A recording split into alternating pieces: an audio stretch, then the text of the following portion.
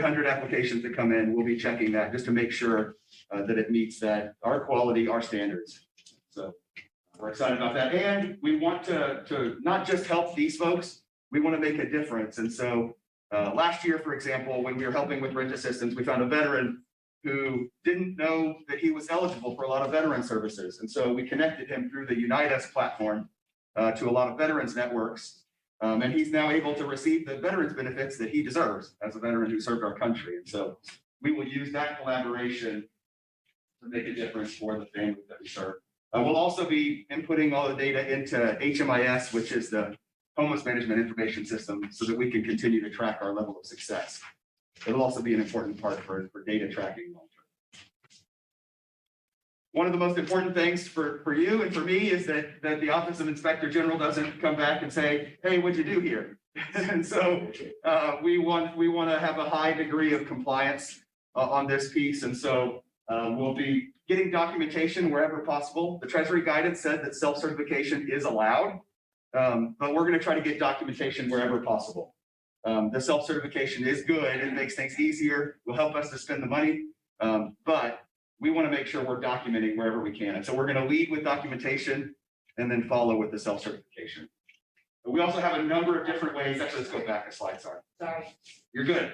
It's not the first time a preacher's been told to go faster.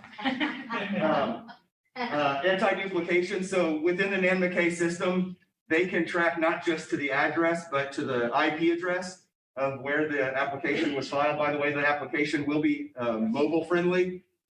We're told that you could even apply on your gaming system if it has access to the internet. So, but we want to make sure that there's not duplication. Some of that may be accidental. Maybe you have a roommate applying and another roommate applying. We're going to make sure that that household gets one assistance.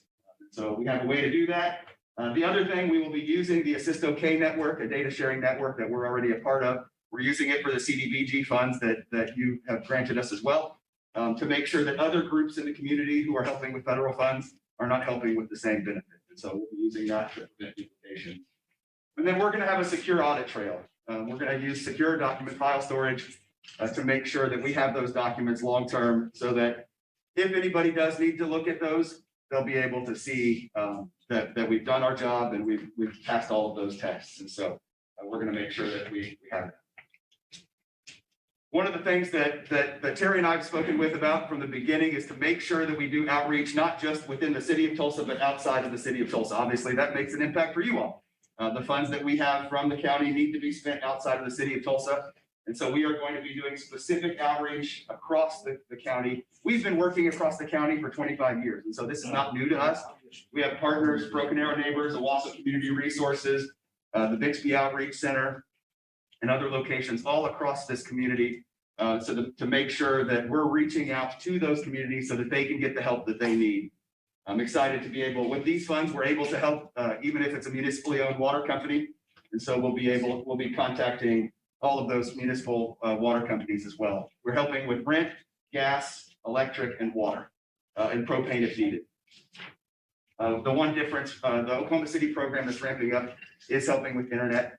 We chose not to do that because internet and phone are quite often bundled, and the Treasury guidance says if you don't do internet, that might give you more money to be able to help with rent and other utilities. So we chose not to. Jeff, sorry, I want to ask real quick on the utility end where the municipality owns the water and the electric. Yes, sir. In some cases, is the revenue portion of that, that was an issue with CARES funding, and because the revenue portion couldn't be included. So is it just show the bill and they'll pay 100% of whatever the bill is? It is, because it's not coming through the state and local funding that the CARES Act funds did last year. Okay. It's a utility fund, and so if the utilities owed it, we're able to pay it.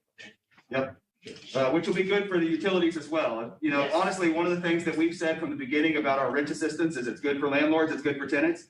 In this case, it's good for utility companies as well as the utility customers. And so we're excited about that opportunity. A lot of utility customers, a lot of renters, a lot of utilities and landlords are all hurting right now. So I'm excited to be able to provide that opportunity. We'll also be doing targeted outreach through Google and Facebook. We'll be able to send a message just the city of Skiatook. If you're on Facebook in Skiatook, you might see, hey, are you a Skiatook resident? You can apply for these funds. And so we're using our partners at Schnocky Turnbow Frank to make sure that we are doing targeted outreach in a variety of ways. We'll also be working with local papers and that sort of thing. And then finally, the mass appeal will be spreading that as wide as we can. Working with Devin, we were working with Devin and Gerald yesterday to make sure that that news release is going out soon to let everybody know that we're going to be getting these funds out. And so we've already had press releases or press requests from the Tulsa World, from news stations all over the place. And so we're excited for the big splash that's going to come hopefully on Monday. We do launch on Monday, 9 a.m. So the portal is not live now. So if you try to go now, you won't get anything. We are testing. We're making sure we did add a couple of final pieces and tweaks, and so it will be live on Monday. It'll be ready to go then. But if you try before that, you won't have success. So 9 a.m. Monday morning, we'll be ready to go. And I'd be happy to answer any other questions. It's only important to note that whether you live in Skiatook, Collinsville, or downtown Tulsa, the application process will be exactly the same. Yep, that's exactly right. It's one application for the entire county, but we have a great deal of experience navigating different grant funds, and so we will not be using county grant funds within the city limits of Tulsa. From the applicant standpoint, yeah, no confusion there, because City Council is using your firm as well. That's exactly right. And ultimately, we do have funding through the state as well. And so we'll be adding 19 counties around Tulsa County. And that would be the same process too. Again, we will make sure with the state funds, we're able to use those within the city and county.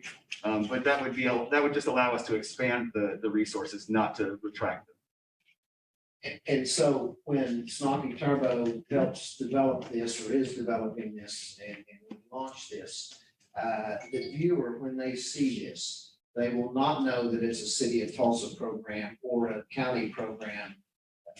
What will they be seeing? We want to make sure there's some differences there, or it's blended to where it's just rental assistance throughout the whole county. When we send out the press release, we're making sure it's from the city of Tulsa and Tulsa County. And so from the application perspective, we're trying to reduce that confusion. So that's important, but we do want to make sure that people know that if you're in the county, it's from the county. If you're in the city, it's the city. Outside of the Tulsa area, Yes, most sir. municipalities or the individuals that see that could very well think, well, that's a Tulsa program. It doesn't apply to me, but I'm sure you've got all that covered. We're trying, certainly, even in the amount of images, the kind of the images that we put out. I'm trying to be careful to not just put out just pictures of the city of Tulsa skyline or something like that. So we're trying to be mindful even of those little details so that people in Broken Arrow, Skiatook, Bixby, all of those And communities know. unincorporated areas. And the unincorporated areas, absolutely. I work just down the street from them on Charles Page, so We're sensitive to that. Of course. And it's real important that they know that that program is for them, not just within a certain city. absolutely. We are too. So we're, I grew up outside the city of Tulsa, and actually so did the leader of our, Schnocky Turnbow Frank. She grew up in Skiatook, so she's excited, the person who's working with us, so she's excited to reach out to her old. Anything else for Jim? Good. Sounds great. I really appreciate it. Thank you all very much. Well, we won't be perfect at the beginning, but as Methodists, we work toward perfection, so we're trying. Anything you need from our group with Devin and Gerald? They've been amazing. They've been great, so I really appreciate it. I really appreciate it. Thank you. Should have left that last part off. Thank you. Next item is a Gulf Trail pilot project in Beverly. Well, good morning, beautiful people. Let me just stand here. This is perfect. I don't.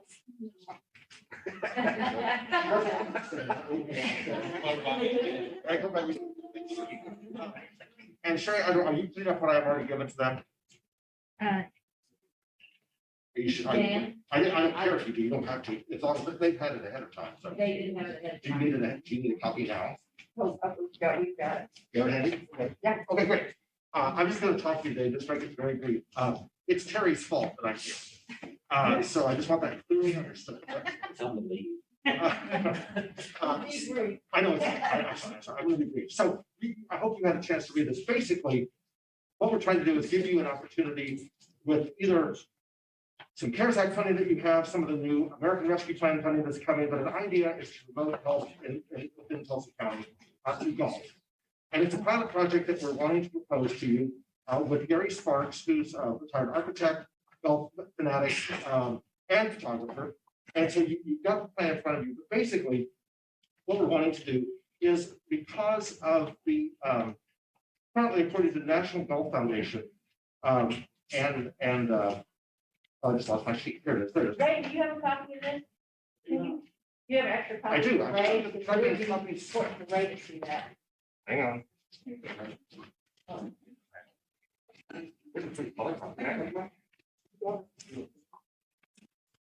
Thank you. So, sorry about that. But basically, according to Reach Money, now Oklahoma is the seventh most stressed out state in America. 60% of Oklahoma adults reported being in poor mental health. Tulsa is the 13th most stressed out city, population greater than 350,000. Golf is the way to address this in a lot of ways. We want to ameliorate the situation, get people outdoors, exercise, and so on. We do that with the 8 golf trails that we have, 8 golf courses in Tulsa County. We want to promote tourism. We want to help with the devastating economic impact the pandemic has caused our community, and promote healthy lifestyles that will continue on. According to National Golf Foundation, major increase in golfing this year during the pandemic because outdoors is the safe way to be. Youth are up 630,000, beginners are up 5, this is national, 570,000 participants, women up 450,000 participants, and people of color up 320,000. So golf is really appealing to a broad selection. Just looking at Tulsa 2 courses, Page Belcher and Mohawk, 22% increase in participation in 2020. So what we're wanting is to build upon that. As you'll see in what we planned, we started having conversations with the county, with the city. We've had great support from Ms. Trinidad on America, and Lieutenant Governor Matt Pennell is supporting this effort. We want to play on the fact that, and thanks to the Tulsa Regional Chamber and all of its efforts to bring the PGA here in 2022, how do we get ready for that? You support the 8 courses, you develop promotion, you develop signage, you take photographs, you tell the stories of those courses, you give people a reason to visit those courses when they're here visiting Tulsa. Again, expanding economic development with healthy lifestyles, and hopefully will continue. We'll be touching all 6 cities of Owasso, Broken Arrow, Sand Springs, Skytrip, Tulsa, and Jenks. Working with the golf courses to find out exactly what they need, and then promoting those. And then our idea is that this will be a pilot project that the Lieutenant Governor would like to see expand across the state as we really start looking for the next 5 years toward Route 66's Centennial Commission celebration in 2026. That's it. So just for your consideration, that's all I got. Sure. Did Mr. Peters put you after this? Yes, sir. The golfer on the panel. I know. But we think this has good potential and a nice positive in the midst of all the challenges that we're all facing as we celebrate the 1 year anniversary. So anyway, just if you love your consideration, I can ask any questions. I'll walk away. I know Mr. Sparks is very excited about He this. is. So, yeah. Okay, great. Thank you. Appreciate it. Thank you. Questions? Next item, Michael Willis, HQ Building Security. Yeah, Mr. Chairman, thank you. Actually, we don't really need to have a whole lot of discussion about this. I emailed Julie about this, and we've since had a couple of meetings to discuss a few items. We have a security committee meeting. We have representatives from all of our county departments that are in this building.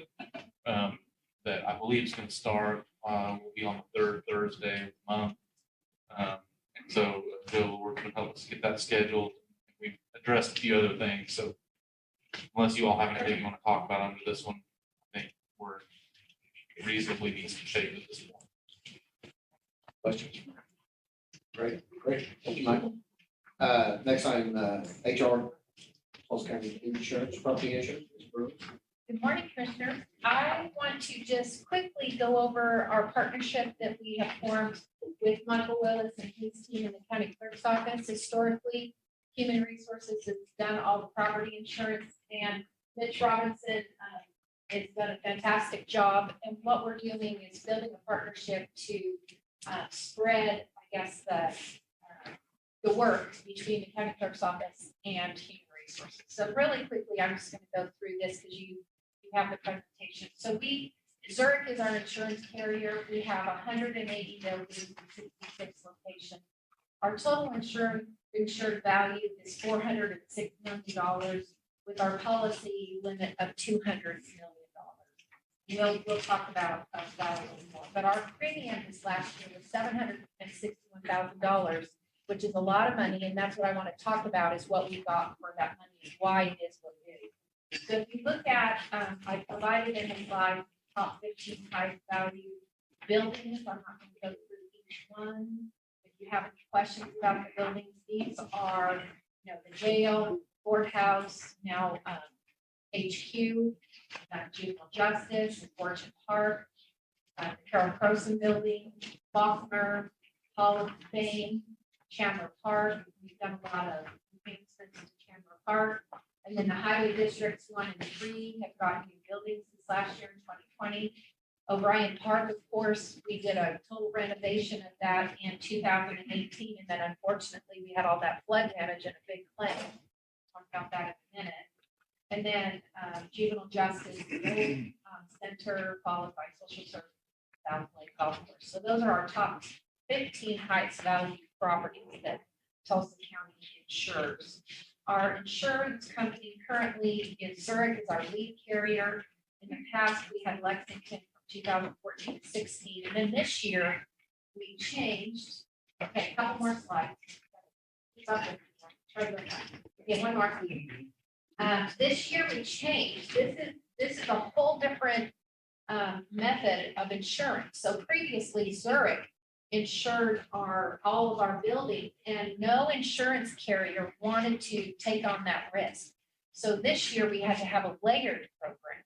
So Tedford got with all the different carriers out there, and you can see the insurance limits by carrier. So it's a layered program. I had never seen anything like this before. Mitch was familiar with it, but it's new to us where depending on our claimant is depending on which carriers would be exposed.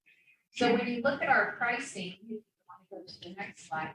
Historically, in the last 5-6 years, we've been in the 300,000 range for property value or property insurance premium. And then all of a sudden, here comes 2021, 761,000. And a lot of that, if you go to the next slide, is because part of the reason we have our total insured value went up by quite a bit. When you look at 16, 17, we were at 350,000, and now we're at 406,000, million, 357 million compared to 406 million. And you look at our lowest premium, which is 318,000, now it's 761. But I think more than that, the TIV value, go to the next slide, has really increased over the years, which is your total insurance value multiplier times $100 is going to give you your premium. And that has really gone up. If you look at that from 15, 16 to currently what it is. So it's gone up by quite a bit. Our deductibles for wind and hail are still the same. And then if you look at our, really our premium explained, across the United States, we have record numbers of fires. In California, we had all that severe flooding across the central part of the United States. Go back, yeah. And then we had a lot of flooding, here locally. And I just think the insurance carriers raised the rates for everybody. School districts saw an increase, and we've seen a huge increase in our property insurance premiums, unfortunately. We had a preliminary visit with Kenner. Is now going to be the lead on working with us in partnership with working on property insurance, and Mitch Robinson working on our renewal for July 1 of this year. And it's probably looking like the same premium, maybe a small increase or staying the same, but it's not going to go down, unfortunately, looking at the two that help with the premiums. And then if you look at our property claims, historically, what we had over the last about 5 or 6 years, we had the flood in 14 at the courthouse. Then in 2018, we had some heavy equipment stolen from Highway District 1.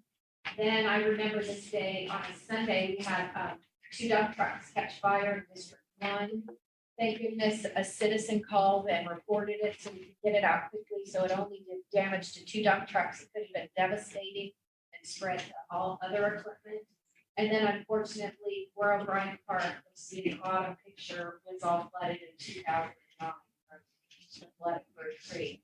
So that was a substantial claim that we had on our property insurance, a very large claim, 1.8 million. 1.8 million was our claim for O'Brien Park. And that, thank goodness, has been restored and reopened.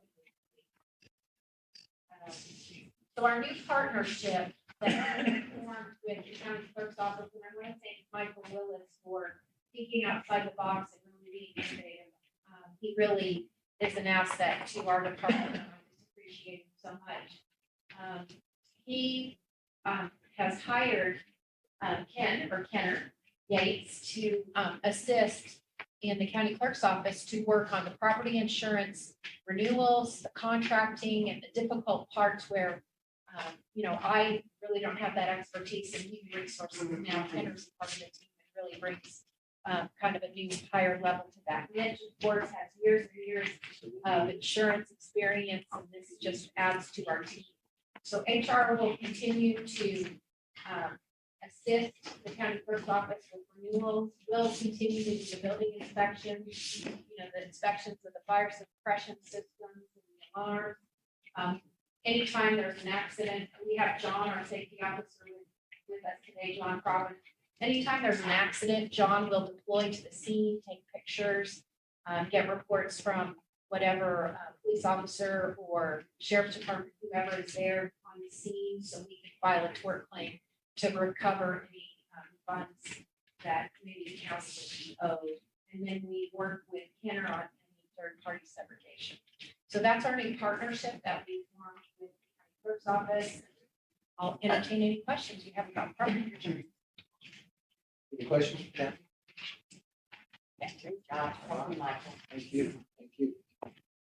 All right, next item, Parks Department uniform discussion. This is something that I have put on there, and I've mentioned this before, and we just may need some direction if we want to move forward with this, but this goes back to Richard. When I was first elected, the first 4 people that came to see me in the office were some of the park employees at O'Brien Park, and welcomed me to the county. And the only thing they requested is if the commission would consider some type of uniform for some of our lowest paid employees that are out there in our park system. Sees families, they do mowing, picking up trash, and throughout. We have some uniforms for some of our mechanical construction workers within the county, but we do not have any real representation uniform wise to the general public out in our park system. And I feel like, it's something that they sure are asking for. Doesn't have to be a full-fledged uniform, whether it's just a shirt, a jacket, just something that the public can recognize. This is a park employee, not just someone walking around. And I've asked Kathy to do some research, Vince as well, on the IRS, effects to their paycheck, what it would cost them. And also Vince has some budgetary numbers of what it would cost to do this, whether it's out of his fund. He'd like to see it be at the budget board level, at the general fund, and some of the time, of course.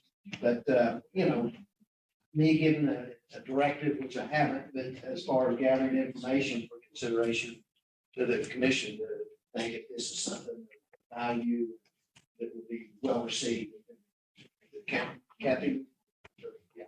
Well, I think it just further lifts our county parks as the best parks. I think that's part of the branding, image, and so on. But I think all that needs to be long sleeve shirt, short sleeve shirt. Do that. But that's just fine. And Kathy, the tax implications and how it's structured with other departments that we provide uniforms for. There's a couple options. Real quickly, we can provide uniforms, and we have created a value for those uniforms. And what we do is we currently in some of our departments, we provide uniforms, and we calculated the value of $19.50. And some employees have different uniforms, but that's the average. So we give the employee $19.50.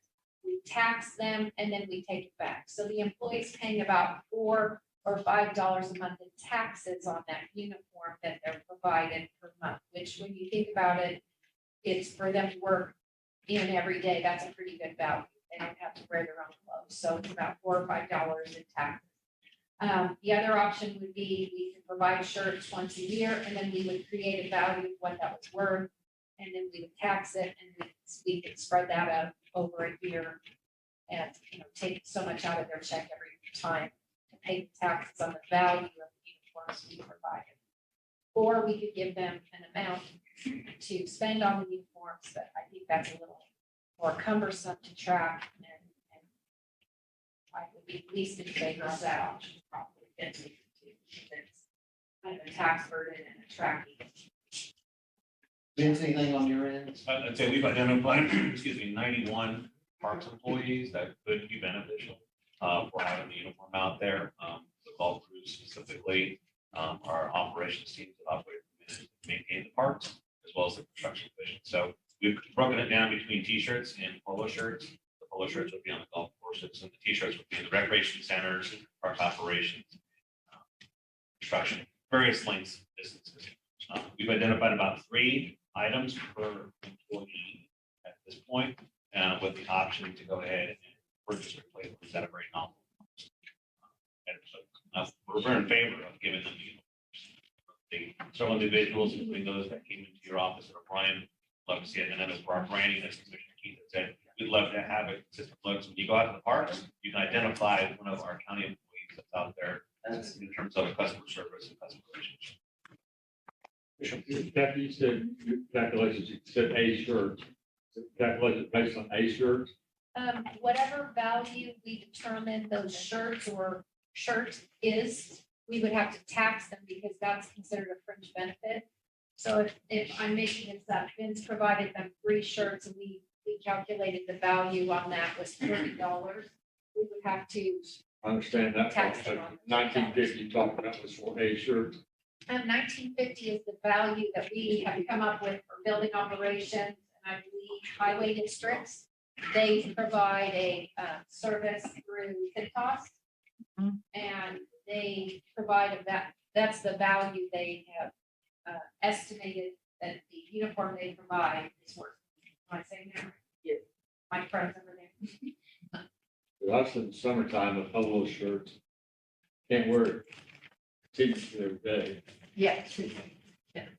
You'll have placements for those. And then these potentially could be shirts they take home, they wash themselves or through the service. Yeah, that's the question, whether, Yeah. like right now, Ronnie, her staff gets a Cintas uniform that they come in and replace daily. Our method was they get 3 shirts and they take home with them.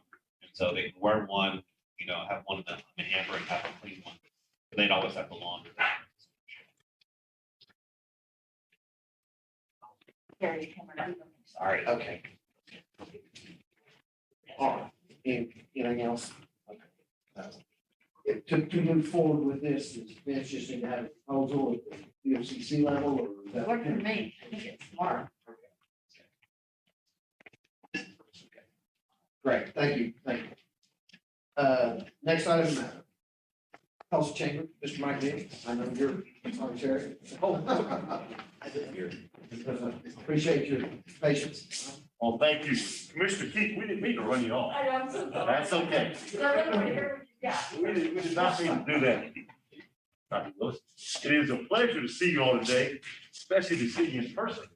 So nice to see everybody in person, even Willis. Looking good. Also, congrats on your beautiful new facility. It's my first time in here. Or tour a little later. We'd be delighted to do a grand opening, a ribbon cutting anytime you so desire. So if you haven't already, if you've done it, I missed it. But beautiful facilities. Let me first congratulate the county on the award that the chamber presented at our virtual annual meeting in January, saluting the commissioners of the entire county for the phenomenal job that you guys have done this past year.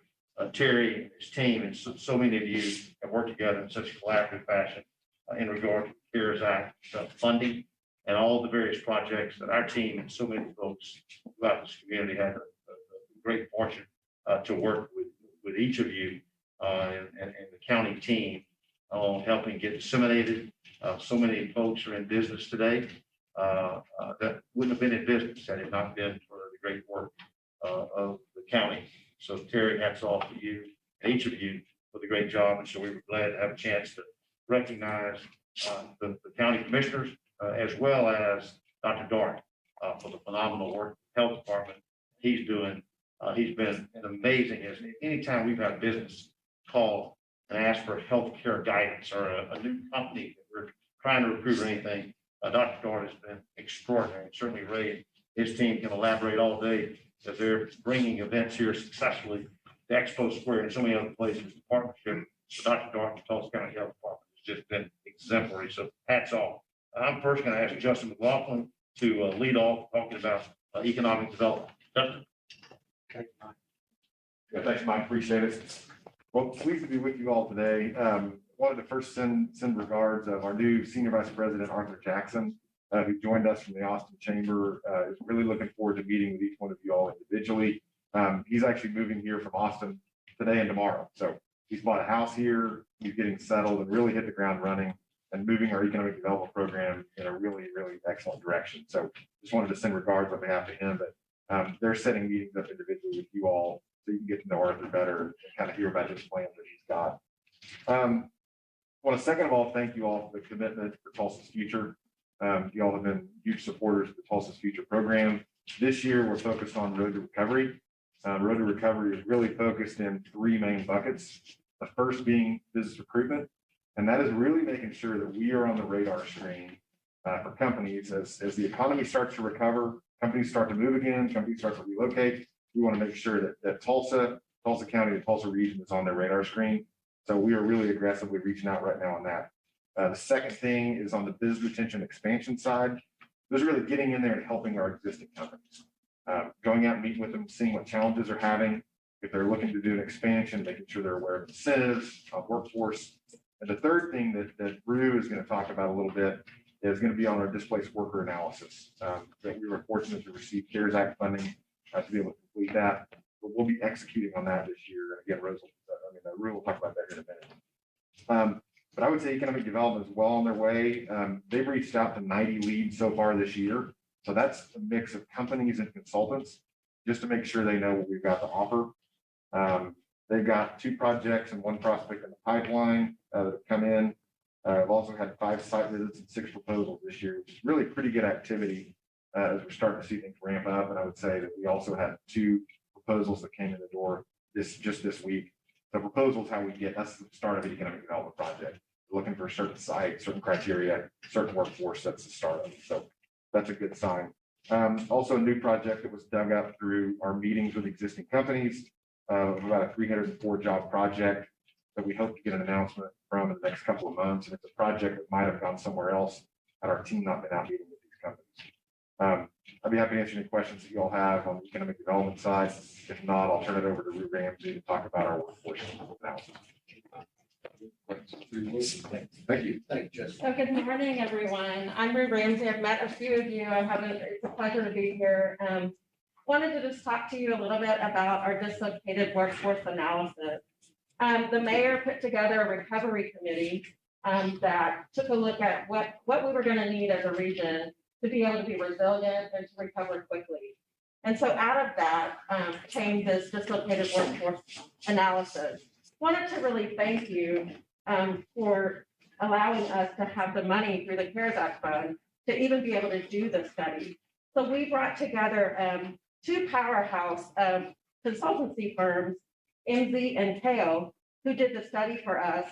And out of that came some really interesting findings.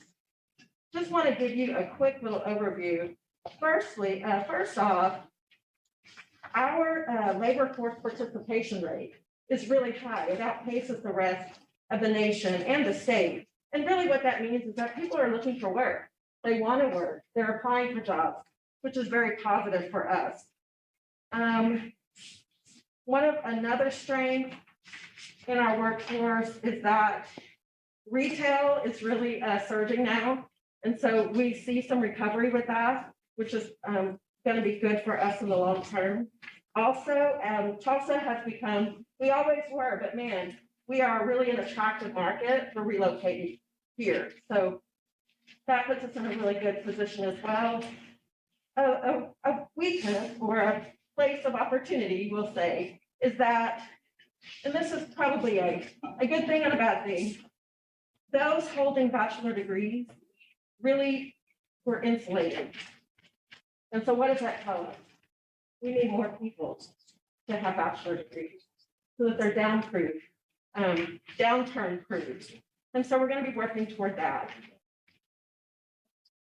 One other thing I wanted to share is that the industries that we took a look at were advanced manufacturing, accommodation and food services, retail and energy. Those really were where the greatest layoffs and furloughs happened. And then lastly, just want to tell you that out of the study came 11 recommendations, 11, right? And so we're going to focus on 3 of those right away. We're going to hire locally. We're going to ask our companies to hire locally. Now that we're in a remote world, companies can hire from all over the world. They need to hire locally. So we'll be championing that at the chamber. Another focus that we're going to be looking at closely is our training institutions and our industries must be preparing people for jobs for tomorrow. We have got to shift away from things that don't that aren't for the future. We'll be working toward that. And then we will be partnering and convening employers together with our training entities so that they hear from businesses, they hear from employers, and they're training for the jobs for tomorrow. So that's really just a high-level overview of the study. You can find the entire study on our TulsaFuture.com. And so I've sent it to each of you, but you can find the whole study there. And I'm willing to answer any questions. So one of the big recommendations was collaborate more with what businesses need in the future. Absolutely. And so is that process started yet? Our role at the chamber will be bringing those employers and the training entities and educational organizations together to have that dialogue. Industries will tell it, Absolutely. training institutes what they need. Absolutely.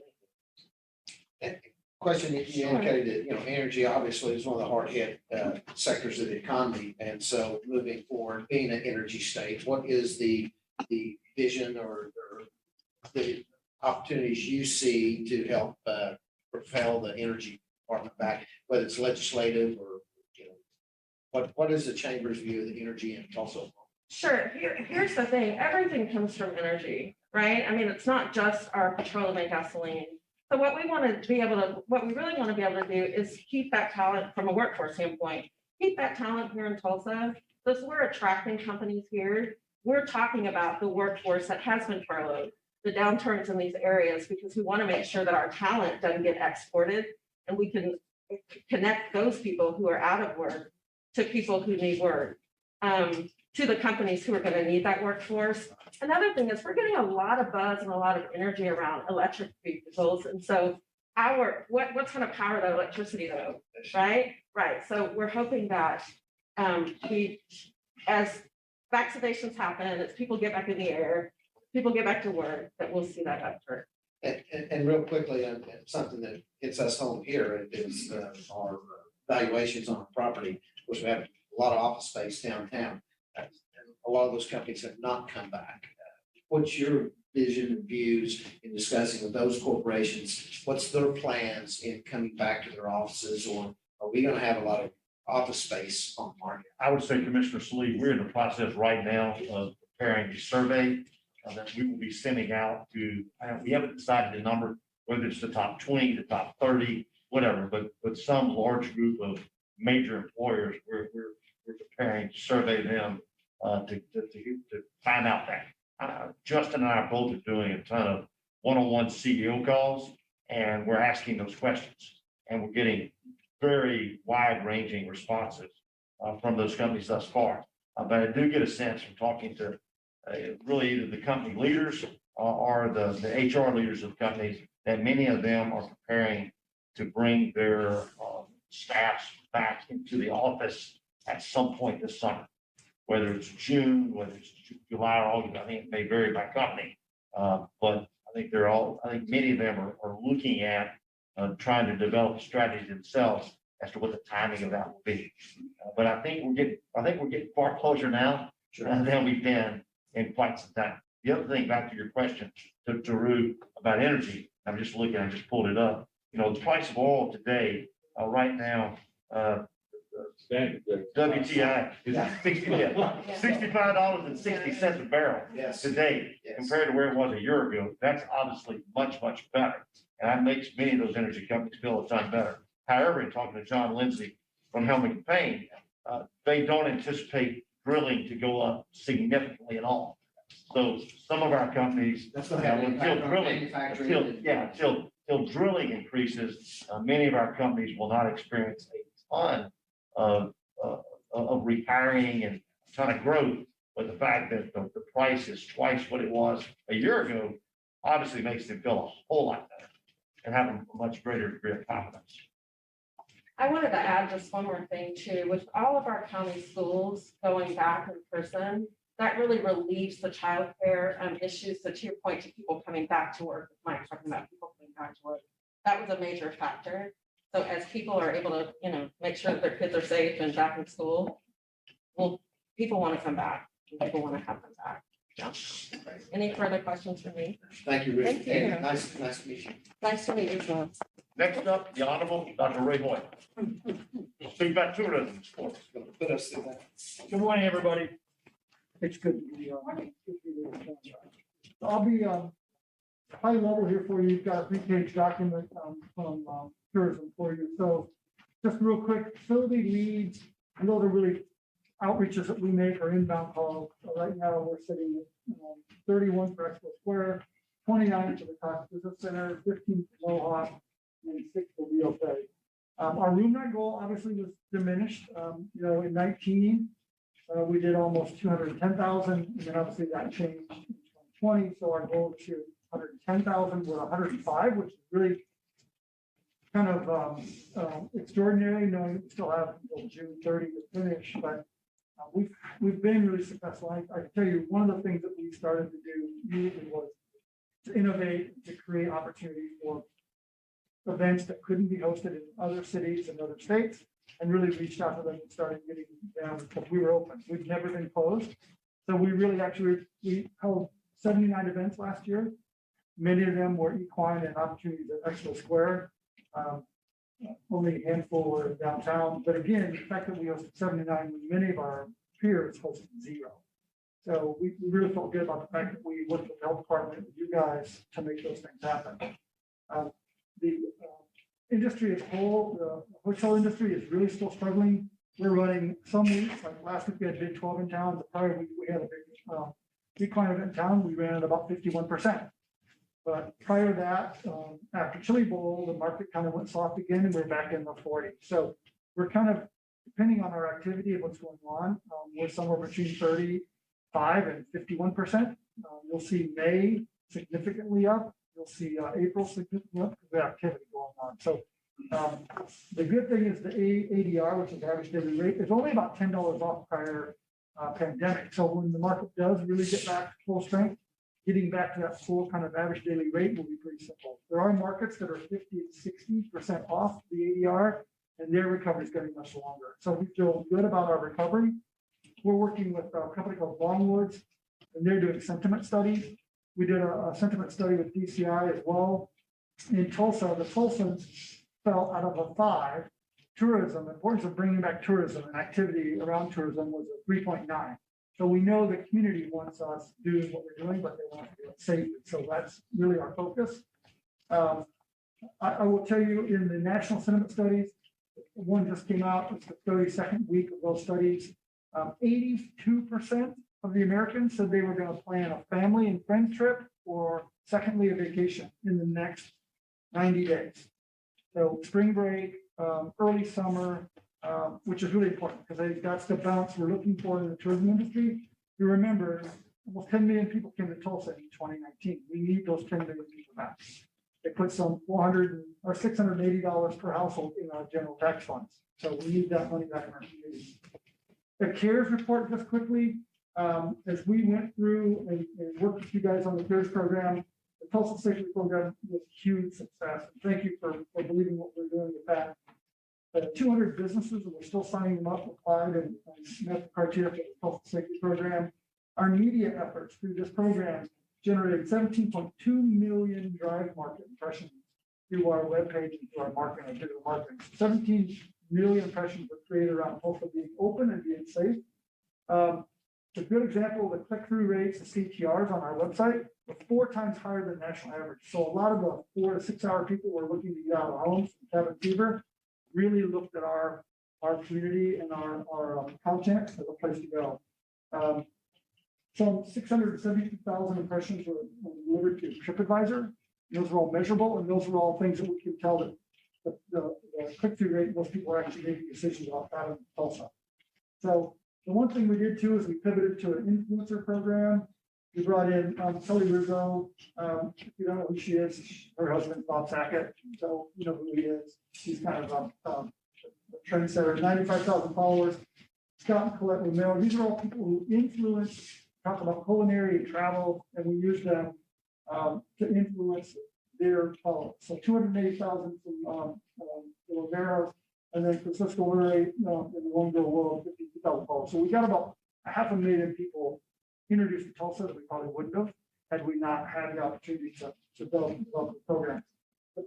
Play Tulsa Music Program, that fund was $325,000. I will tell you that was just a home run for the music industry, and we know that's really important to our community. And those people really were some of the hardest hit. So in that program, we provided funding for 700 plus live performances in the fall. Those funds that you provide us, which meant those places of business, bars, restaurants, PAC even did one outdoors in the plaza. So it was really instrumental for our local musicians, our creative class. We also hired sound engineers and door people to actually be a part of that program, and those funds helped pay for those people's work as well. The film recovery, another great program, $137,000.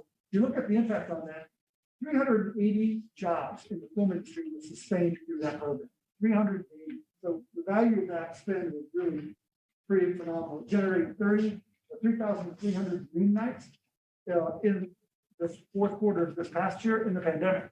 So the hoteliers, believe me, they love the film crew because they are working all day, but they come back to the hotel and dine and stuff. So it was very good business for us. Our sales goal program that we developed with the CARES program, we now have automated video tours. We have online virtual tours for people and planners who are not traveling still. We can send them tours that we create through that program. We have drone footage now. We also have an automated bid system, so we don't have to do it manually. We have a program where we can actually plug in play. We can put in the information from like Expo Square and get it to the planner. Usually it took us 2 weeks to do that. Now we can do it in literally a couple of days. So those programs really pay off. Just other activity, we have 12 new events we're working on in year. We call them in-year events, and those are events still that can't happen someplace else. So we've got 12 that we're working on right now.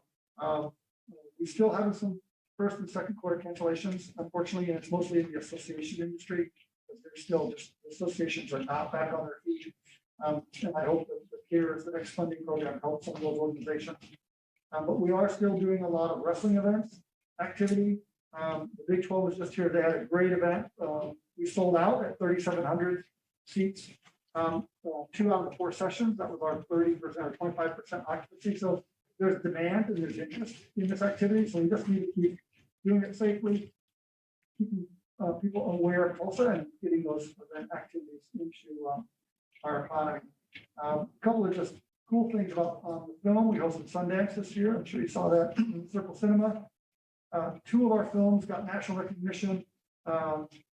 Obviously, the film for A24, which was Minority, is an Oscar potential picture.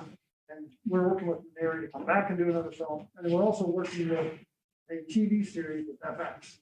And so it actually will be shot here in Tulsa. So really good news on that front. Thank you. One quick question, with the CDC relaxing some of its guidelines and numbers going down, has there been discussions, and I'm sure there has been, that, you know, someone could grab that 25% number somewhere and are we looking at relaxing that to a different level of percentage and increase as our numbers continue to go down, so we can have, you know, bigger events? Right. We are actually, I know FC Tulsa and the drillers, they work with Dr. Dart, what that number looks like. I think the vaccination situation is changing overnight. Yeah. I think we're about half of my team's been vaccinated already. So even in the public, we see a lot of changing. So they're having that conversation. ASM, the BOCC Center is booking shows right now. The fact that the tour operators are actually booking shows for late summer and fall tells me that everybody's kind of feeling that that number is going to change. Clearly, we have to have those numbers go up to host things like conference. And same thing with some of the things we do with Market at Square. I would say, based on the sentiment studies we're seeing, and based on the health discussions we're having, I would see those numbers start to. I don't think masks are going away anytime soon, just because it's keeping things in somewhat check. But I would say over the next 60 days, we see some number changes, if not sooner. I think herd mentality and vaccination, combination of two, will see some changes. And the tourism industry and destinations international is advocating for that, as well as several national organizations. So, talking local production companies, they tell me, through the environment in California, a lot of the production companies are inquiring here about moving to Tulsa.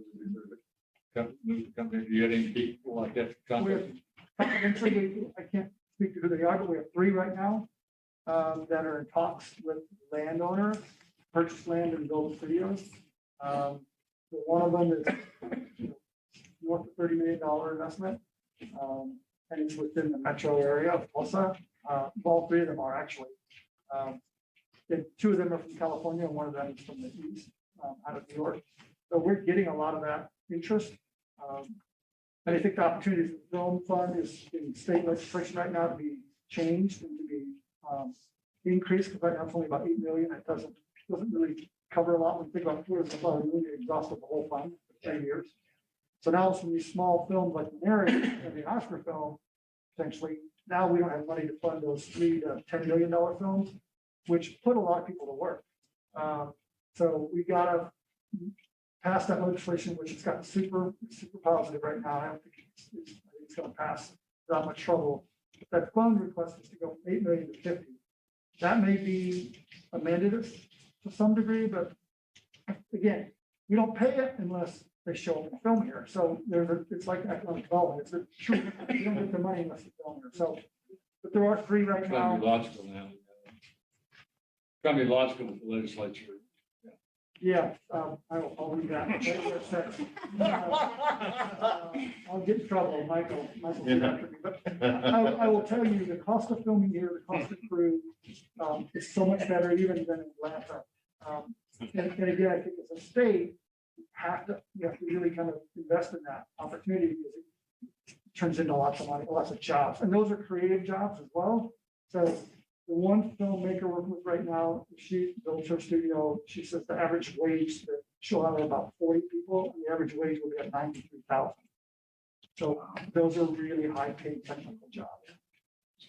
So if you haven't been by the DMX building, it's out of the ground. It's looking like amazing. We've seen it. Yeah, it's pretty crazy. And we have inquiries for a second sport. So we're working with them right now with Shane Fernandez. So more to come on that front. Great. Thanks, Ray. Appreciate it. Elizabeth. Our cleanup hitter. Elizabeth, she'll try to be a little briefer. I will, and I'll try and focus just on a couple of key state priorities that we're looking at right now, because I'm sure that Terry, who's done a masterful job on all things related to the federal side, is probably keeping everyone well apprised of the package that was just passed and will head to the president's desk. The one thing that I will say on the federal side that we're tracking really closely is the potential for a transportation and infrastructure package to come down the pipe next. What we're being told is that it'll start to be developed in the late spring and early summer, and that they will use a budget reconciliation type process, which means that the bill will likely still be pretty partisan. And it might be combined with a FAST Act renewal as well. The FAST Act is your typical surface transportation bill. So Shovel-ready. shovel-ready projects and pouring lots of money into the commissioner. So we'll be tracking that very, very closely. Some good news and some bad news in the state legislature this week. Today is the deadline for all bills to have passed either the House or Senate floor. So a couple that I want to mention, Quality Events Act extension that our team is doing to support Ray and all his amazing efforts. There's both a House bill and a Senate bill, and they've been flying by. We haven't had any objection to them yet. This would extend the incentive. It's, great for the county, brings in events, brings in dollars. We're seeing a lot of support for that. That's all going well. Another bill that we ran last year that is finding success this year, it kind of got shoved off the agenda when the pandemic hit, is Senate Bill 900. This would allow a qualified investor to invest in a startup or entrepreneur company if it's in some certain buckets. If it's a high-tech company, if it's a biomedical research company, if it's advanced manufacturing. So really trying to grow our own and grow Oklahoma companies because we know there's not enough startup equity in the state.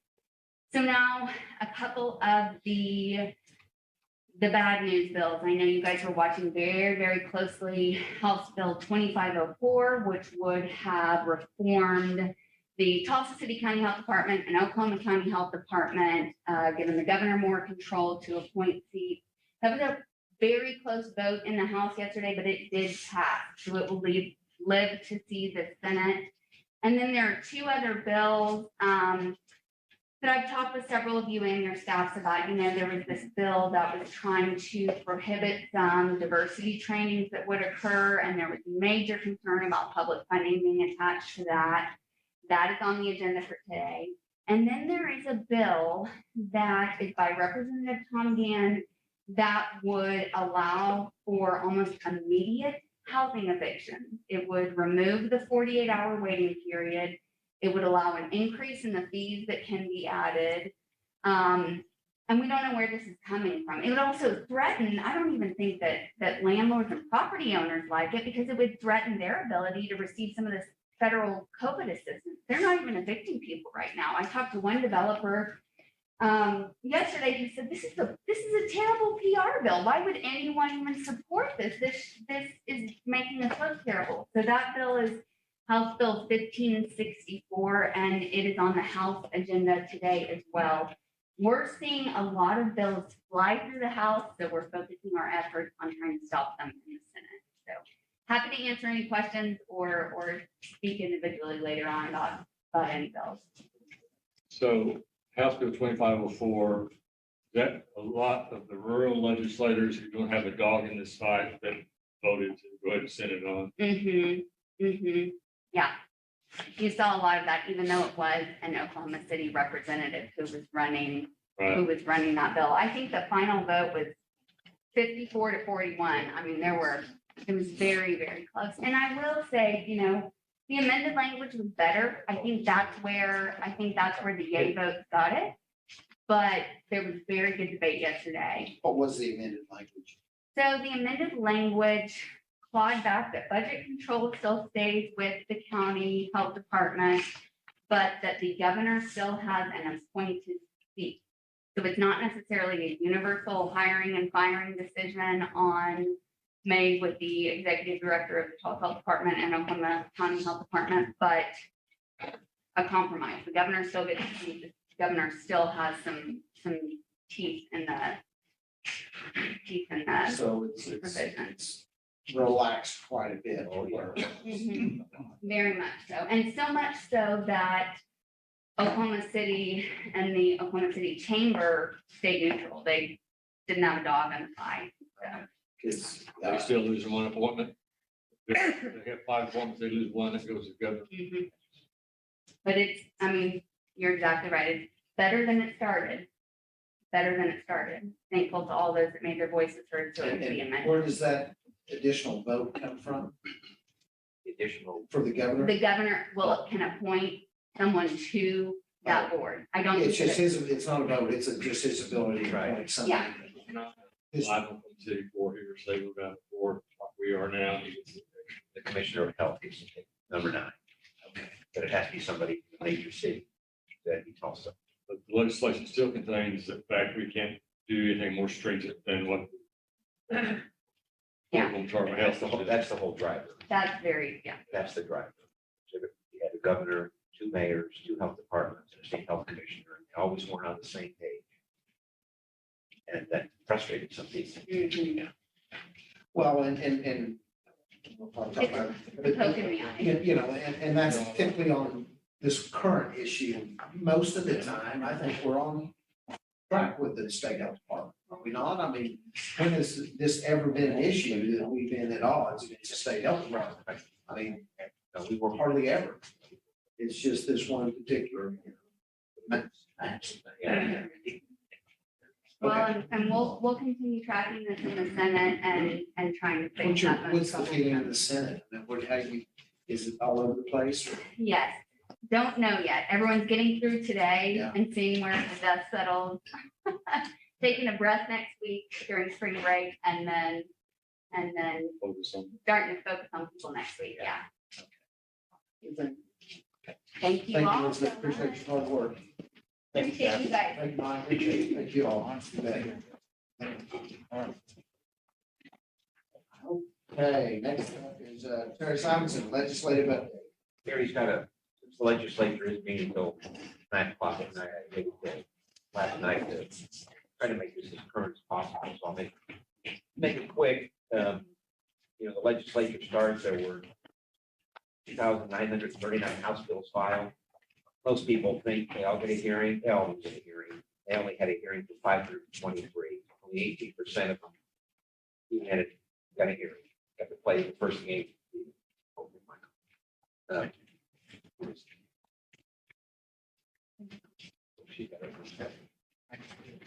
And the same thing on the Senate side, 1,064 Senate bills, only 555 get a hearing. So of the 4,003 bills, 1,078 never left the gate.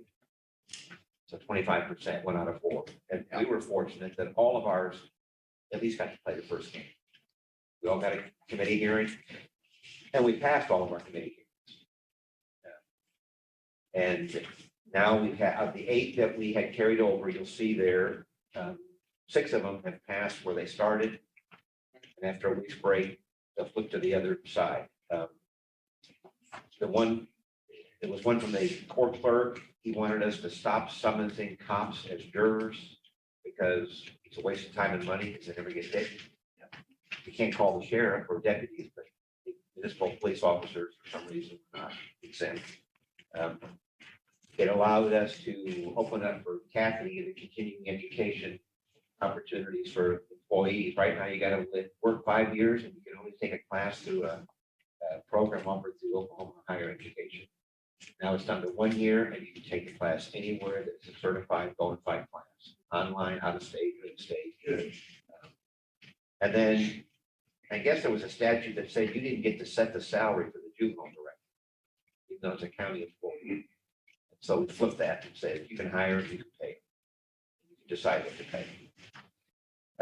One that Matty knows about in the Senate, it passed, you can now go up to $25,000 instead of $15,000, not required.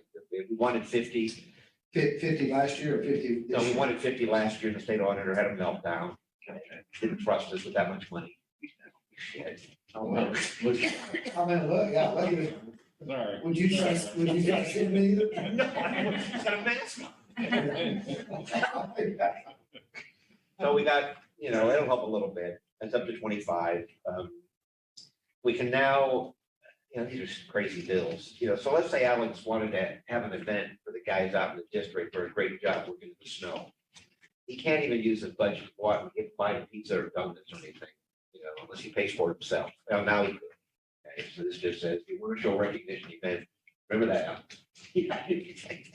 Alex approves. Alex approves. And is there any limitations on amounts or? No, it's whatever you approve, whatever is in his budget. He says, I need $300 to buy 25 pizzas. He said, go for it. But there, just to let you know, there are state agencies, like the DA's office can do this. Right. There's other state agencies that are allowed. We've just never been allowed in the county. Really? Yes. Good. So, Good. I mean, these are, so the two that are left of the 8 are the bugaboos. We've had one defeat. All groups. That was code enforcement, which I've talked to you about, because code enforcement does not live a good life in the rural counties. They hate code enforcement. Get off my land.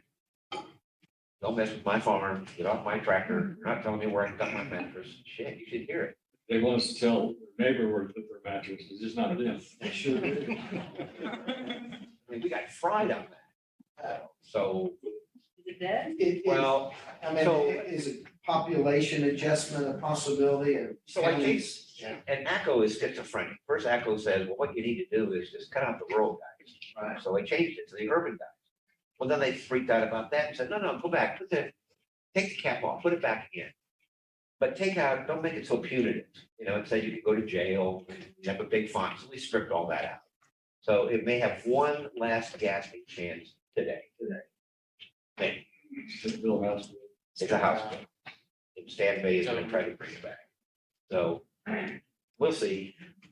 Who would have thought code enforcement would be the bill? And then the other bill they're probably gonna hear today is the hazard mitigation district bill. That's the big bill that says we gotta start doing more about all this stuff happening to us. The fires, wildfires, the tornadoes, the hail, the storm. Where has that public safety bill been? I'm gonna get to that. Oh, I'm sorry. So that's, okay, that's kind of our agenda. If you look on the last two, so we had 8 bills. There's 33 other bills. And I'm not going through them because thank God some of them are dead. Because they're stupid. And you'll see if it says dormant, that means bye-bye. They're gone for this year. If you see, but the ones that we like, it's not like this health department bill of 51 to 41 or something. It's like 46 to 0, 45 to 0, 93 to 1. I mean, they're good bills, so they get good results. The public safety district bill, Commissioner, that you asked about last night in the Senate, it passed 31 to 15.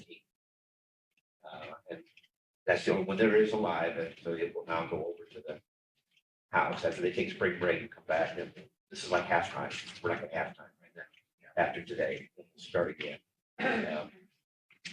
Vince had a bill, but it didn't move. I'm not sure why. Had to do with selling beer on wrong premises. He may know more about that, but he didn't go. He didn't get out of the game. Didn't get defeated. He just didn't get hurt. That's their choice. A bill passed, and I had to go back and rate it about you guys going to training. Who carried that bill? Representative Burns carried it, and ACO actually supported. Okay, and I know Commissioner Keith said something to me like, I don't like it. I have to go back and read it more, but it did pass. Because this commission, he said, I was in the committee meeting, he said, my commissioner just goddamn lazy.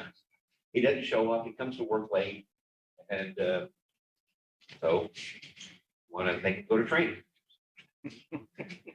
Think training is gonna help that? No. Training to get on. You should hear the stuff they say. I don't know. That's why we're. That's why we have elections. Yeah. We had elections. Yeah, bills about nonpartisan races, those are all dead. Nobody is interested. If you don't ask a bunch of Republicans and Democrats, would you like to run nonpartisan? That's kind of stupid. And that's never flies. Okay, that bill doesn't go anywhere. You don't have to worry about the state auditor coming in and auditing the BOCC and how much we're gonna pay. That bill never got a hearing. Never even got a hearing. I know we didn't like it anyway, because it didn't allow us to calculate the fixed cost, or maybe, I don't know why. It was done by a leader in the Senate, it never got a hearing.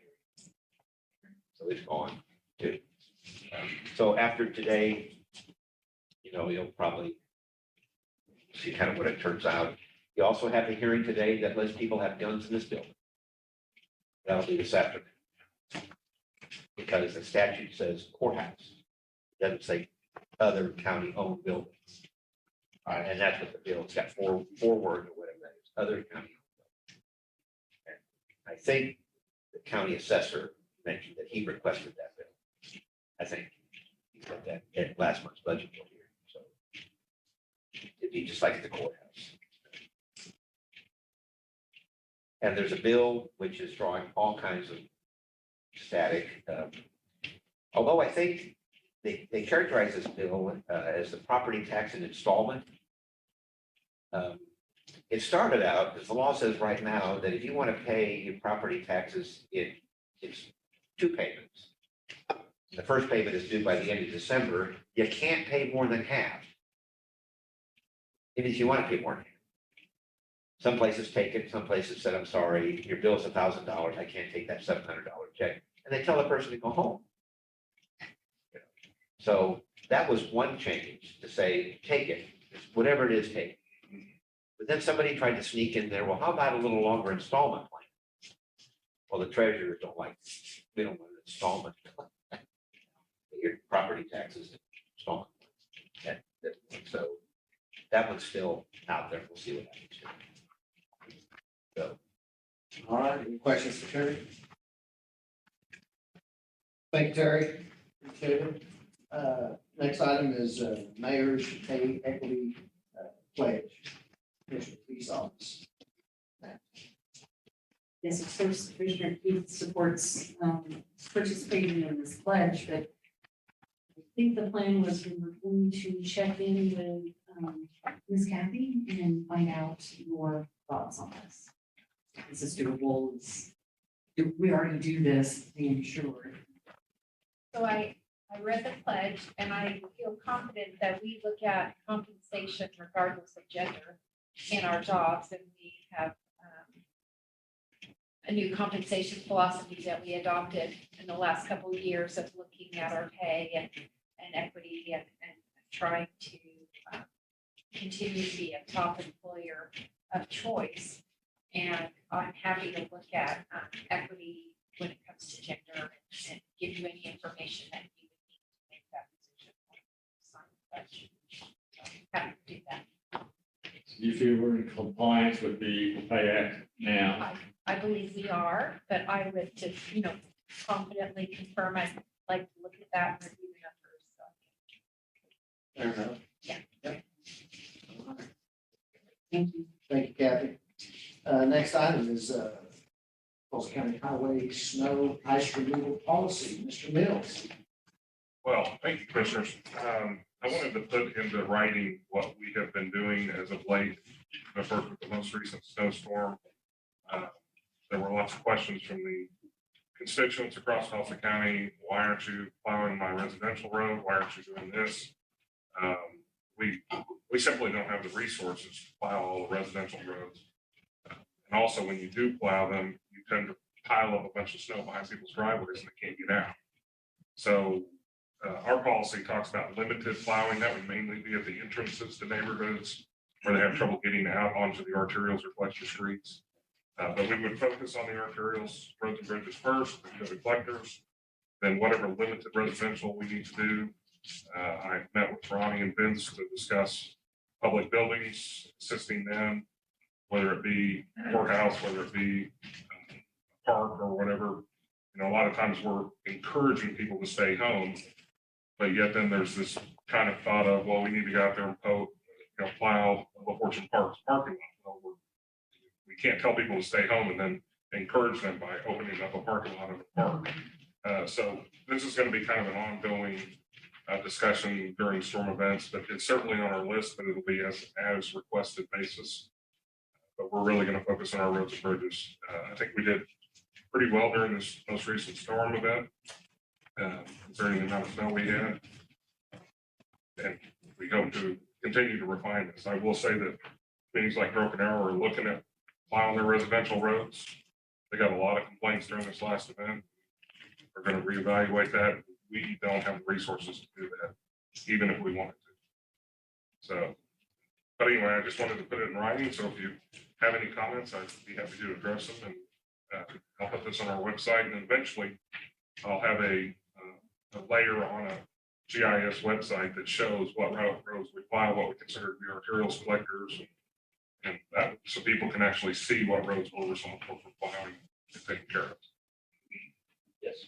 I just want to say thank you. You and your crews did an excellent job. I mean, it was crazy out there. And, The crews did that. I was sitting in bunny slippers. I think you guys did a great job. So thanks for working to continue to make it better. And I look forward to see the file map. That'll help a lot. To cut down on a lot of calls and what communications and you get dinged on during those times. And it's not just the snow and ice removal. It's what roads do we take care of, which roads do we not. We're going through a huge effort right now. We have disagreements with various municipalities on what roads we maintain. You know, this job is difficult enough without being able to define what the job is. And knowing specifically what roads and bridges are ours would seem to be, you would have thought that would have been a no-brainer. It is not a no-brainer. It's still an ongoing effort, 18 months into the job. So you missed one of my constituents cul-de-sac about 2 blocks north of Oklahoma County. I'm sure. Yeah. Sorry about that. So you're not looking for Kathy to do official policy procedure on this? No, this is a departmental policy. Yeah. So this wouldn't be anything she would need to do as long as, and honestly, I think probably within my first purview would be to create this policy and establish it. I just don't like to do that without making sure the BOCC is on board with it. It gives us some legs to communicate to the public on why that's. We get media requests, we get, so forth. You share with them as well. And I will say, for whatever it's worth, I got a compliment from a constituent. No, hold on. From a constituent in Turner now. Oh, wow. He said it was nice to see the road get not only cleared, but sanded. And they have not seen that since Commissioner Lou Harris was here. And it wasn't by my direction, obviously, but they were very appreciative and noticed it. So I'm gonna soak that one in. I don't know what the percentage is, but I think it's 1 to 100. Always that. Please forward that to Smoligan, please. Yeah, I wasn't naming that. There was more before him. Can we video this? Right. And we're happy. It was noted. And Alex and I, we had a discussion on this, and he was able to reach out to some subcontractors that we use for other purposes that he able to switch a few implements, and all of a sudden they got plows, and we subcontracted them, a couple for each district, and which just really helped our forces as needed. Help the bunch. This is MTS Brush Hogging is the company that we utilize. They've been maintaining our levees from the mowing them for a number of years. We've now reached out to them. They will be doing our mowing for our districts. Each of you, I've had individual discussions with unhappy constituents about right-of-way mowing. We think there will be a break-in period, but we think long-term, this will really make the right-of-way look much better, get a more consistent look. And so they did have the ability to switch their brush hog equipment out for plows, and it really did augment what we did. It cost us $40,000 to supplement what we were doing, but I think it was well worth it. But we don't have to buy equipment. No. All that goes with it, having something that sits in your shop and you don't touch for years. Yeah. And we continue to look at strategic stuff like that where we're making outsourcing where there's never equipment. Great, good job.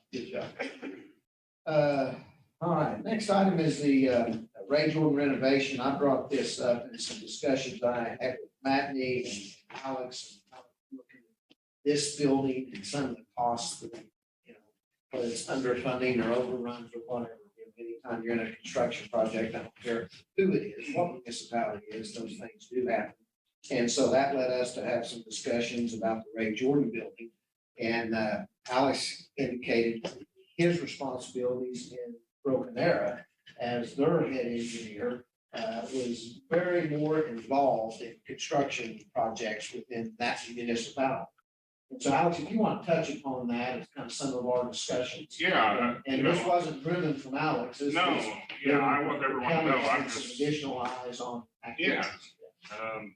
Broken Arrow ordinance requires that all construction projects in the city of Broken Arrow go through the engineering department. So if it was, Vince needed a park building or something, he would budget for it, and then he would come to engineering to handle the architecture, engineering, construction inspection of that project. If it was a fire station, police station, and then any municipal building or plus our roads and bridges. So that was my experience there, and certainly am happy to provide that service if requested by the BOCC here.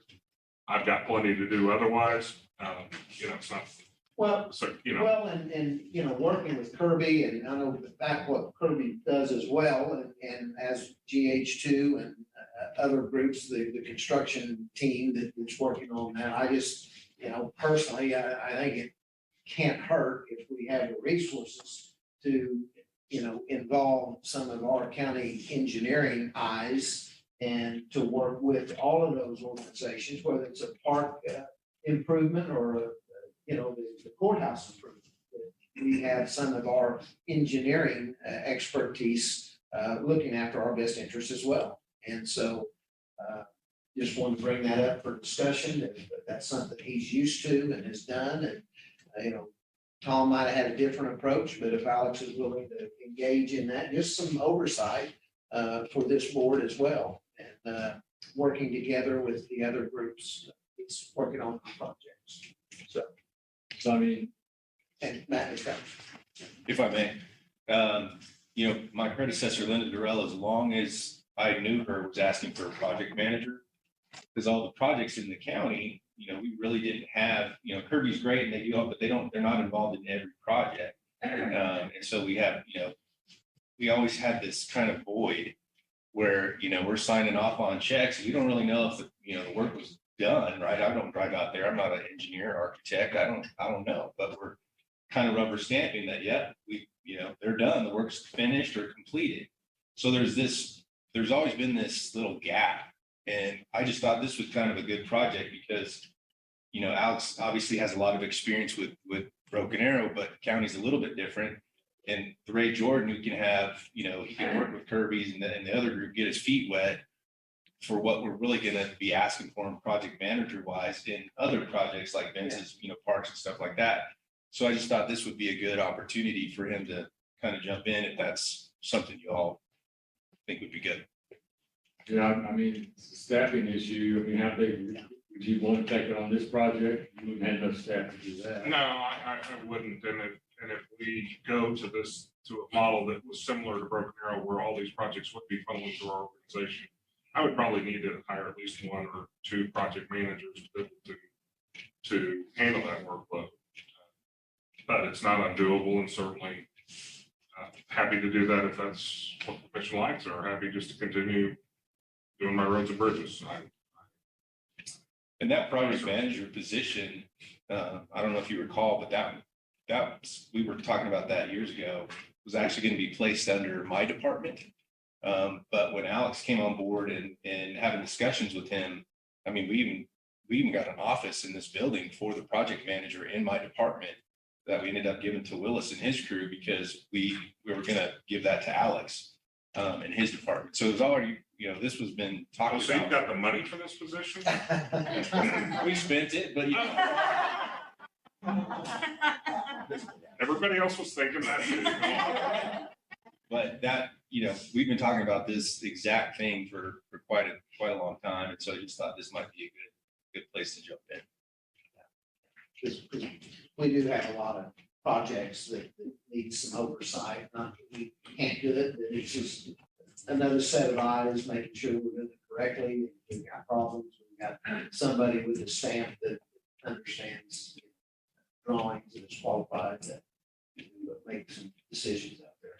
So, anyway. So could you give us like maybe some parameters, that you thought this is what I can do with existing staff?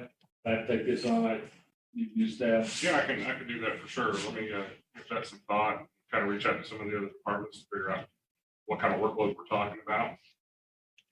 And we assisted the election board with doing some stuff there, and there's miscellaneous stuff like that that the county will continue to do regardless of the vision or regardless of that sort of thing.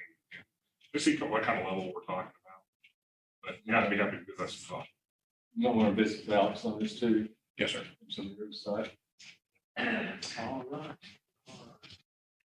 Okay, thanks everybody on that. Great joining for the American Rescue Plan Act. Mr. Simons. So, this is what it's gonna be called.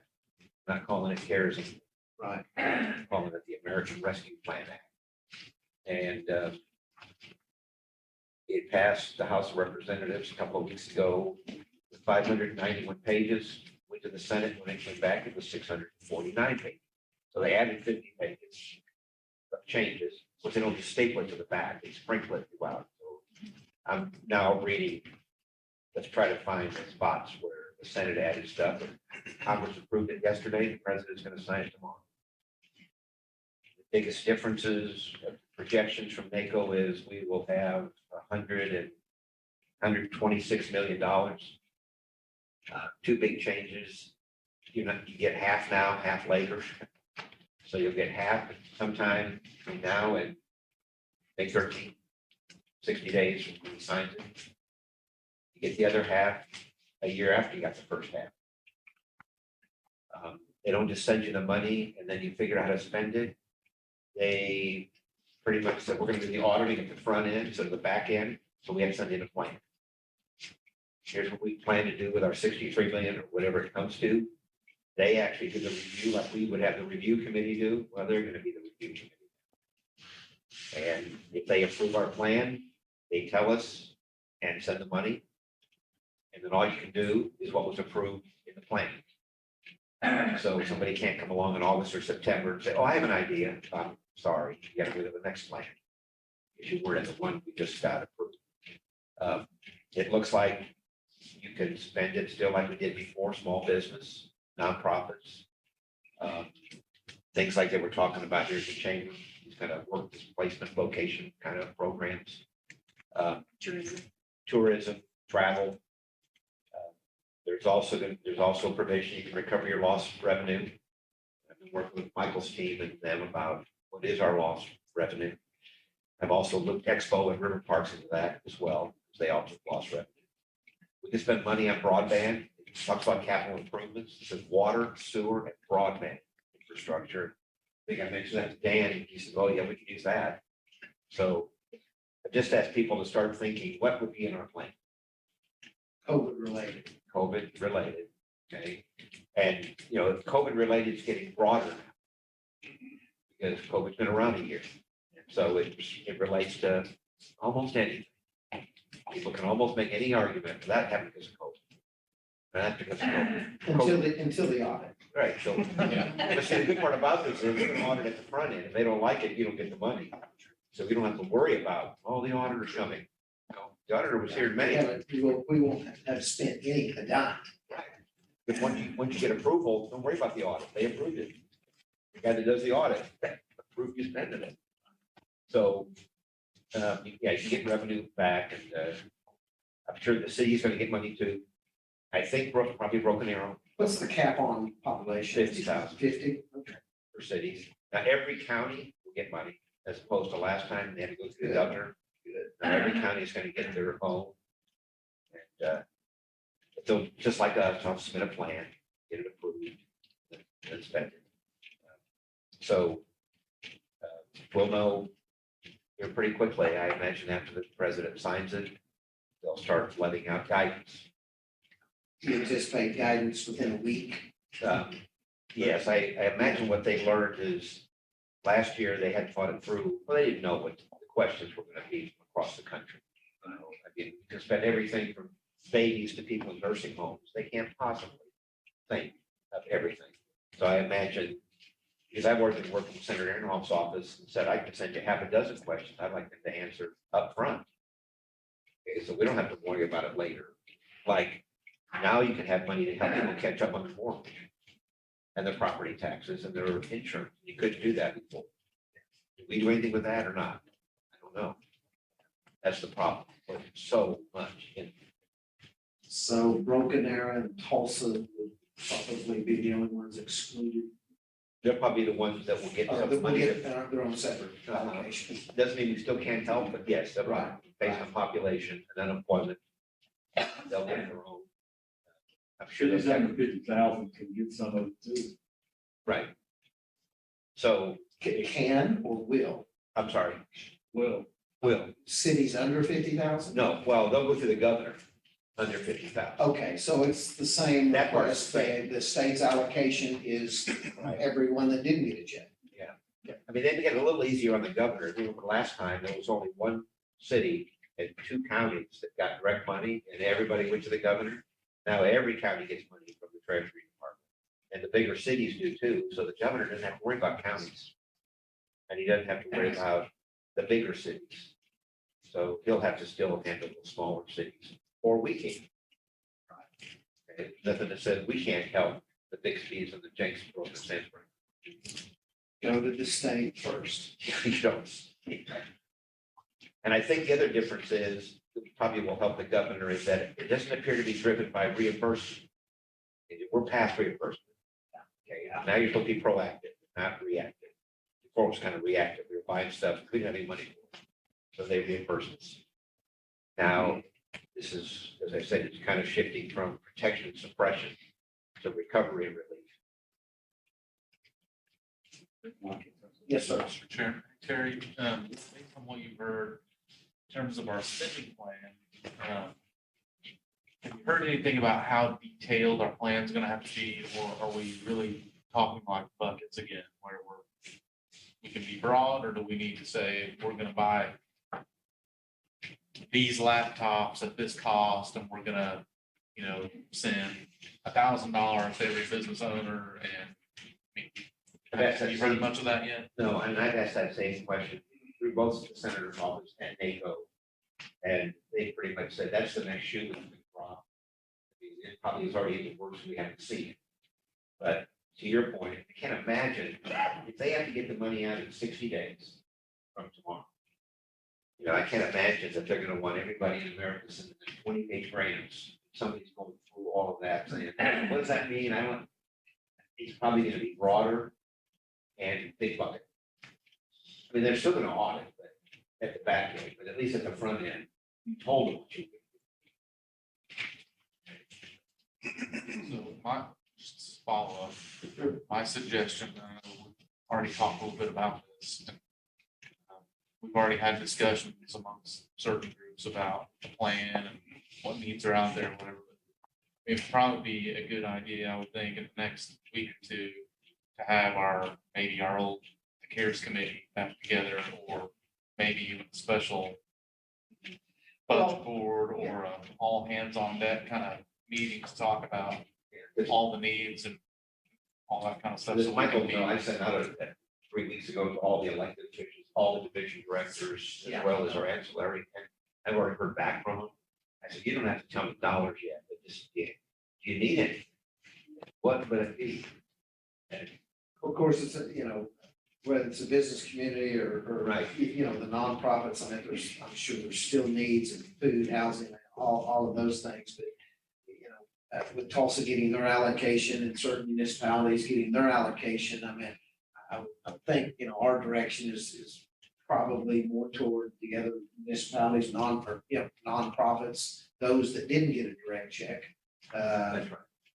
But like I said, Commissioner, they also have an opportunity to potentially get a check from the state, those that don't get a direct check. So They're just our so- focus can be a little more relaxed and as far as the business community and nonprofits within Tulsa, unless, the committee wants to move forward on a program that help this region as well, even in the city limits of Broken Arrow and Tulsa. Well, and you can tell now by reading the bill, I mean, the table of contents, just the table of contents was 12 pages. Yeah. Every line starts with funds for.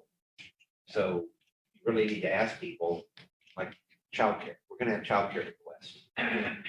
Okay, well, there's childcare money out there, but it may only be to the Department of Human Services or poor part of town. It may not be for just regular mom and dads that work. And now there's summer's coming, there won't be school. And, lost revenue from the Lost revenue. BOK set idle, we didn't have a fair. I mean, there's a tremendous amount of revenues that have been lost. Although some municipalities have done well on their sales tax, or others like ourselves and some of our venues in the city of Tulsa. Well, we may be able to help those other cities that also lost revenue. Can we help Sand Springs if their sales tax collects? Yeah. It's lost revenue. And it sounds like we have to have our plan together when we submit, so we can't really wait on the cities to see who's getting money from the governor's office. So we gotta figure that That's why out. we've already kind of cast it out. Start thinking about it. 60-day clock will start tomorrow. Devin had a question. I was just gonna say that while these details are figured out, Gerald and I have already kind of started brainstorming and talking about a higher level communication strategy for this, because if we can't call it CARES, what are we calling it? How are we gonna pair it with CARES? How are we gonna make sure people understand it's different?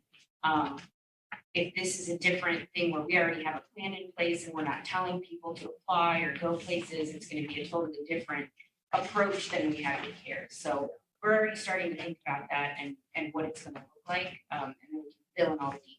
But Terry's been nice enough to meet with us tomorrow and give us more information, so we can keep plugging ahead on that, so we're ready when you guys are ready. And so, if a nonprofit or we've allocated a certain amount of money for those buckets and businesses, nonprofits. And do you have to develop your guidelines for those, or just, we're going to, put 10 million in this sector of the economy and for nonprofits, for food and housing and that? I mean, how detailed do they need it? And then, will we have it for an application process? Or we just start doling out the money? Well, you can tell by reading it that they like programs like we had at TEDC. Oh, okay, good. Well, they like that. I think we're lucky because we already have our buckets set up. And Mostly everything is set. Well, you got a financially certified institution, which they are. Yeah. Small Business Administration, so they know how to do the audit, they know how to document your eligibility. And they'll let those funds get dispersed? Yes. For 2 more years? Yeah. Okay. Yeah. Even the first tranche of funding? Yeah, in fact, you have until December of 2024 to spend them. Okay, great. So if you So just- we're not real breathless just to hurry and get it out, because I know we have concerns of our financial situation, not this year, but See, following. well, that's why what's good is that, so let's say this number it holds, and in June we get $63 million, and next June you get another $63 million. And about that time, we know what the annual property tax is. You've got the money. You almost got, our And entire places budget. like Expo, we know what the economic hit was, and it's immediate and it's there. And so, they're limping along with the short staff and trying to do these events, so.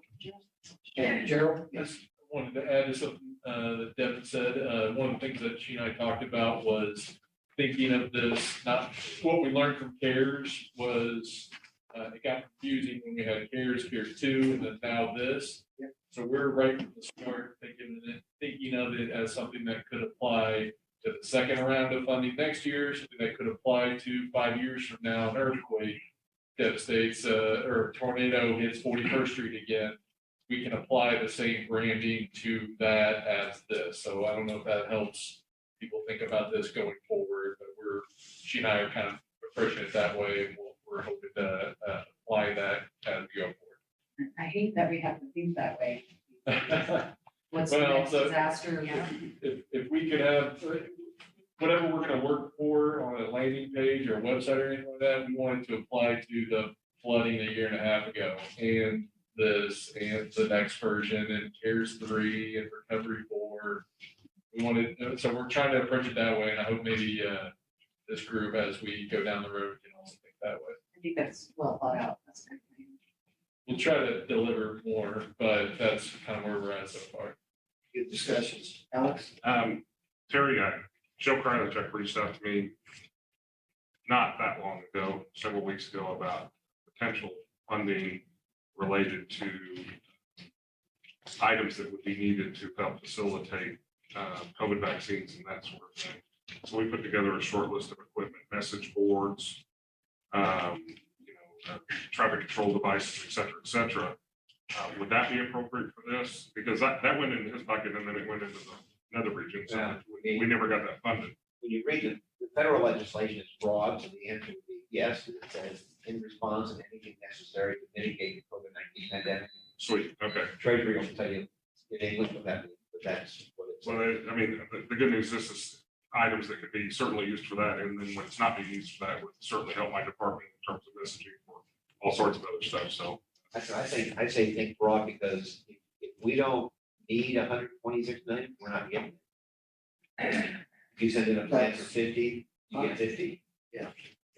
And their checklist, I mean, can they cut and paste as they review the application or? I'm sure, yeah. Okay, I didn't know if it's all or nothing. No, oh, no, I imagine they can buy an item. So you might Like this, request like this, 60 and you might get Yeah, 20. we're not buying dump trucks. Yeah. I mean, I think they know they gotta move the money quickly, so what I can tell from the senator's office, there's not gonna be a lot of back and forth with you and treasury. How about this? Send me another version. No, there's not gonna be versions of your plan. Okay, do it well, do it up front, send it in, thumbs up, thumbs down, here's. Sure. Yeah, just want to say, and give yourself a chance to think about something positive like golf too. There's a lot of things, there's some good positives and health benefits too. So just remember. Actually says tourism. That's why I say tourism. There we go. Yeah, we got tourism. Just reminding you. Just reminding you. So Michael is Aaron taking the time to express his delight at this bill passing. He's super pumped. My whole finance staff is really excited. For at least another 4 years. They all left the building. He appreciates the job security. Yeah. Aaron, thank you for the job you've done. We appreciate it. We do We that. have a good team. Yes. All right, if there's nothing else, We used a new bill for the BOCC to buy us all pizzas